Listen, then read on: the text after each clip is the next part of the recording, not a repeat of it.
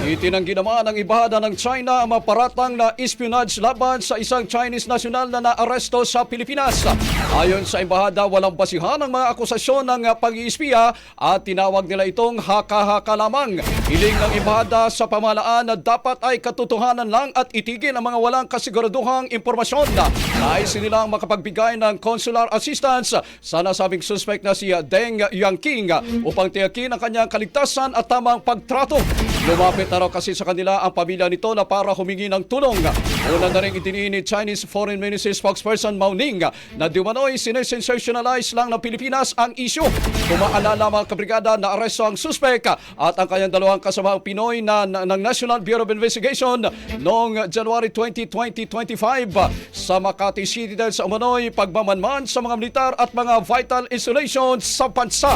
Brigada Balita Nationwide sa tanghal. Ang bahaging ito ay hatid sa atin ng Power Cells Herbal Capsule. Tuldukan ang sakit dahil ikaw ang sandigan.